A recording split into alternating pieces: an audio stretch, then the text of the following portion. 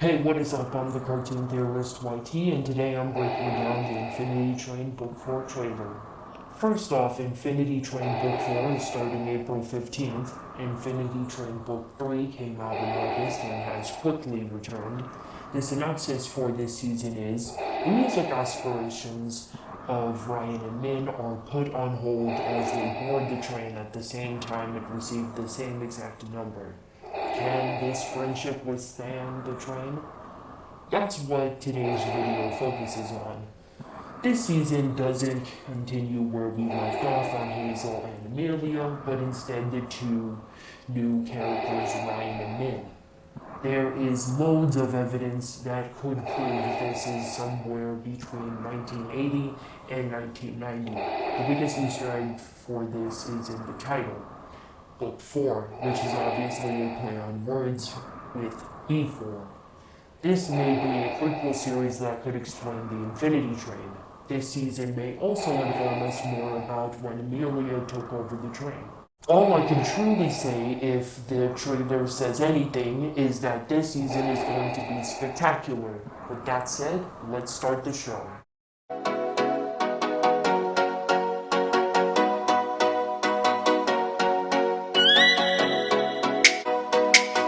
First, we open with Min showing what I can only assume to be his mother, the concert poster he drew. Min's mom has two bracelets on her hand. One of them is red, symbolizing Ryan. The other, blue, symbolizes Min. The red bracelet is closer to the top, perhaps to tell us that she always favored Ryan over her own kid. Or maybe Ryan is her kid. In her left hand is a watch representing the Infinity Train because of time.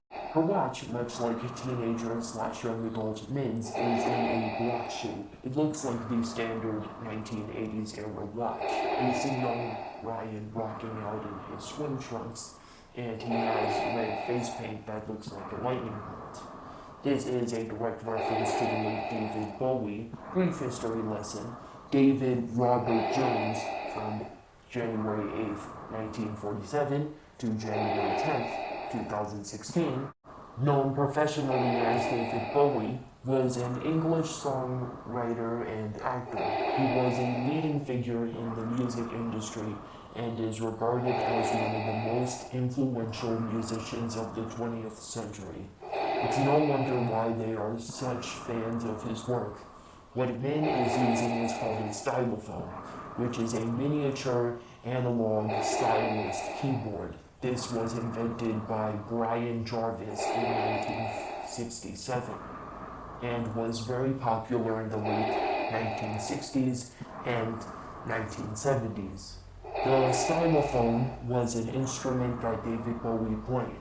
Going back to Ryan, his microphone top is orange and its cord is cut. I can see this as young Ryan using his imagination.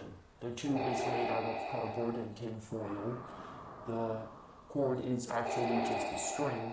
The capsule, which is a name for the top of the microphone, is actually just an orange glue to the top. In the next scene, we see the two girls at a diner. The Infinity Train crew, the Infinite Crew, really is obsessed with this color thing. The chairs Ryan and Min are sitting on are a very light red and blue, showing the viewer that this is happier times. Also, the usage of neon, curved booths, and tables were a stable visual of 1950s to 80s. This seems to be the time frame Ryan and Min grew up in. Ryan's shoe is black, retaining some white, while Min's is completely white. This might represent yin and yang. In fact, that's sort of in their names. Min representing yin, and Ryan representing yang. The two are planning their tour around the world. The first place is obviously Canada because that's where they live. And after that, New York. Ryan now has glasses which have a similar design to Ulrich, who was alive during Ryan's time period. The glass to the right of him has blue/water at the bottom with red/the straw at the top. I find this a very unique detail that we saw on the woman with the two bracelets that hopefully will all make sense in the end. Speaking of drawing, Ryan is drawing lines to the diners that are the same as this one, but are just located in different countries. So I think their job is to play at the different diners. The Canadian flag is toward the top of this map, so clearly the boys live in Canada. The location he's circling is Rochester, New York. By the way, the Infinite crew really messed up the map completely. The crew completely messed up on the map. As a tweet by Owen Dennis, the creator, said, "Hey, our Twitter support, I need you to unsuspend at Ryan Pricks Quinn so I can publicly shame him for any mistakes we made about Canada on hashtag Infinity Train. He was supposed to be our Canadian expert, yet here we are with our toques in our hands." Toques is a Canadian beanie hat. The crew member tweeted, hashtag Infinity Train attention, book 4 is not a prequel season. Our production team messed up. This map from Ryan and Min's childhood contains Navot, which separated from the Northwest Territories in 1999. Ryan and Min are apparently roommates. The entire room is blue with some red here and there. In the table in front of them are 2 books, one red and one blue. I think these might be journals because everyone who appears on this show has an issue in their lives that needs fixing. Interesting how the red book's pages are yellow and the blue book's pages are white. Next to those 2 books is a tissue box, and right in front of that are 2 Canadian flags. Right above that is a plate with apple slices on it, and close to that is a small plant. Shifting towards Ryan's side of the room, he's holding a red guitar, so now we know what instrument he plays. Below Ryan is a bag of potato chips. On the table in front of him are 2 notebooks, and below that are what I can only assume to be Japanese dolls. In the painting over on Min's side looks exactly like the car the 2 boys will soon enter. I think like how it was revealed that the train can lure people in with it having the ability to change looks, maybe sometimes when a passenger wakes up, there's a car created inspired by something in their lives.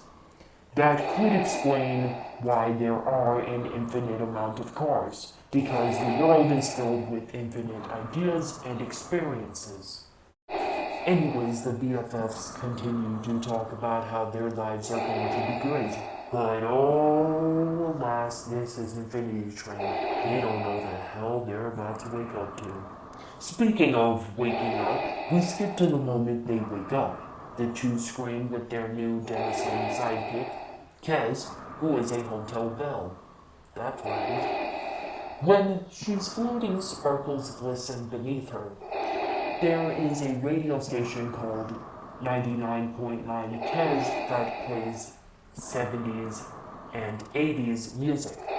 This show has an extreme amount of details that can't be ignored.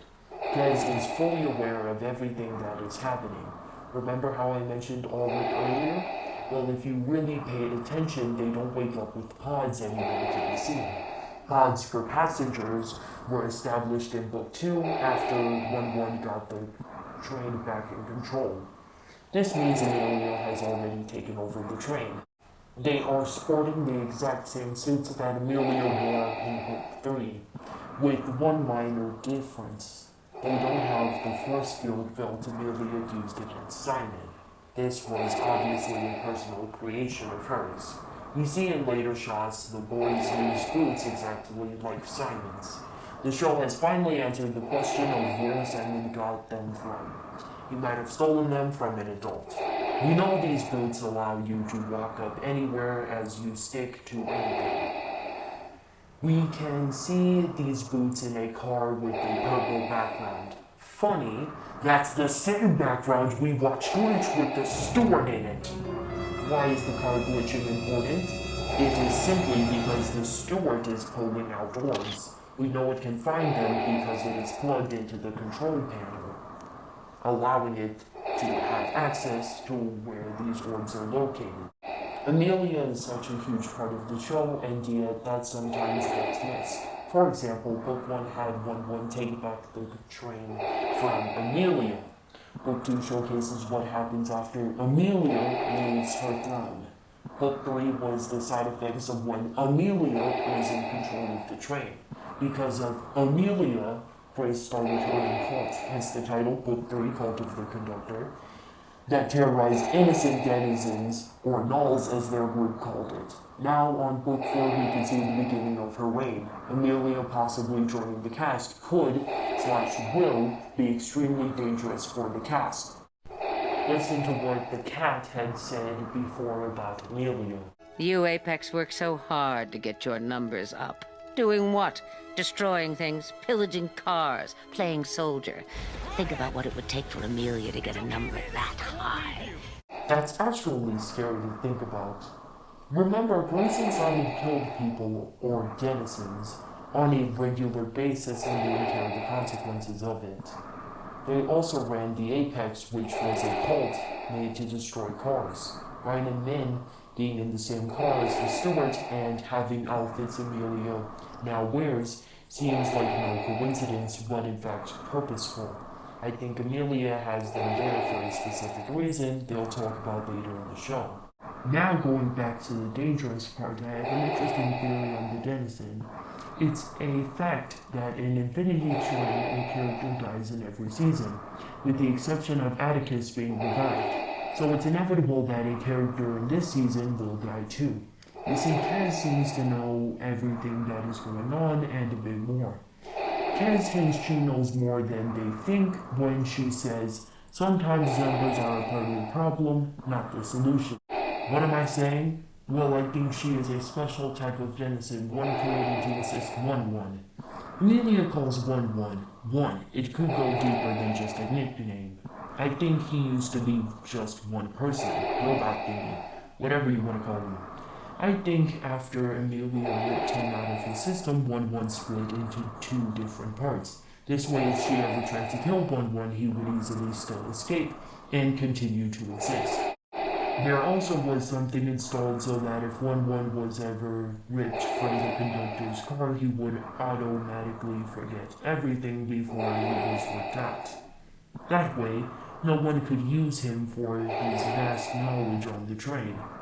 This was not a thing installed to Kaz, so she ran away. And the reason the steward is chasing them is because she still has a lot of 1-1's intellect on the train. After they first encounter the steward, Kaz could reveal to them her past and pull a Gamora move and tell them that if she's ever captured, to kill her. When the time comes, Amelia would tell Ryan and Min to hand Kaz over. Kaz would remind them of their deal, only for Ryan to reassure her that he knows what he's doing. As Kaz slowly floats towards Amelia, Ryan pulls his guitar from behind her, smashing Kaz to bits. Now I know most of you are gonna say, wouldn't Ryan hurting Kaz cause his and Min's number to go up? Wrong. In fact, quite the opposite. It would go to 0. That's why the portal door appears outside the train. We see both of them go outside the train. Ryan recaps what happened before they ended up on the train.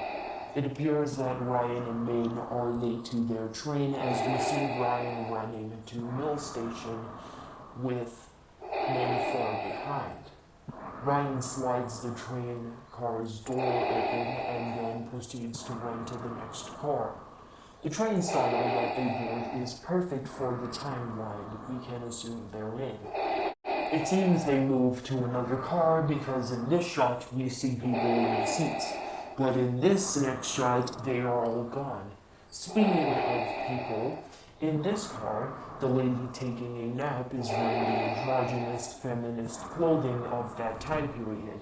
This style of clothing would put us around the 80s. This is further seen with Ryan's clothing, a jacket, jeans, and shirt underneath. Everything about this season screams 80s. It seems he is teasing Min. Ryan thrusts open the next door. I guess these are portal waves as they are orange, much like the gap through the Infinity Train portal door to Infinity Train portal door. This 80s-like door appears and sucks him right in. Kez tells them she's never heard of two people getting on the train at the same time and having the same number. They boarded at the same time, and we can assume it changes at the same time. That number, by the way, is 202, double of 101. 101 could represent 101, which means basic. So it could represent how they don't have the basic number. The number might also show how there is a gap between the two's friendship. 202 is also associated with regeneration and dominance, as well as smoothness and simplicity. These things are polar opposites. I think the dominance side could go to Ryan, as he seems to be the leader of the band. 2 may represent Ryan and Min. The 0 in the middle representing Kez, who is a denizen by the apex, are called nulls, which means 0. So what is their issue? Well, let's examine every problem Infinity Train has introduced so far. They've dealt with divorce, gender identity, and abuse. Sort of with that last one, you could argue that Simon was a little abusive, but at the same time, Grace created him or something like that. I don't know, it's all very complicated. That's what Infinity Train is. Complication. Thank you to Reddit user Sad Poppies. I just recently started using Reddit, and I had recently posted a question for those guys. And she had an amazing idea that I'm now going to build off of. Both of them have a secret that they're keeping because they believe it would end their friendship. For Minji, I think the secret he's keeping is that he no longer wants to be a rock star. That could be why he blames Ryan for them ending up on the train. If it weren't for Ryan's obsession with rock and roll music, they wouldn't have gotten on the normal train, which led them to the Infinity Train. Min seems way less into the rock star aesthetic, but considering it plays such a role in their friendship, he can't bring himself to tell Ryan. And continuing with Ryan, I predict that he's fallen in love with his best friend. For the love of... Look at this face. This is the same face Simon made towards Grace, and the guy was obsessed with her. Need more evidence? Ryan is wearing a lightning bolt reminiscent of David Bowie, who was bisexual. So this might take place around the 1970s to 1980s when homosexuality was way more stigmatized. This symbolism can be seen when Min, Ryan, and Kez are running through a desert car.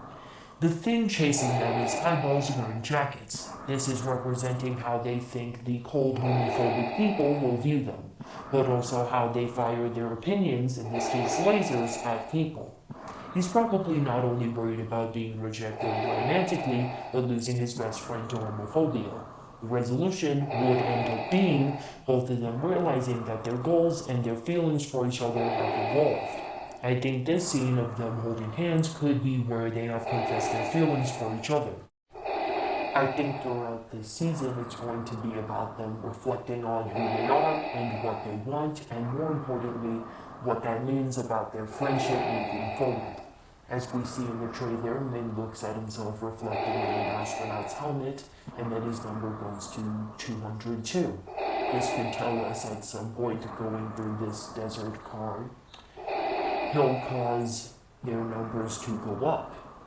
And then reflecting on himself, the number will go down. Well, that's all my thoughts. Let me know what you think in the comments down below. Please be sure to like, subscribe, hit that notification bell to get all my latest videos. And question, what do you think on Infinity Train Book 4? I think it looks pretty great. With that said, stay tuned.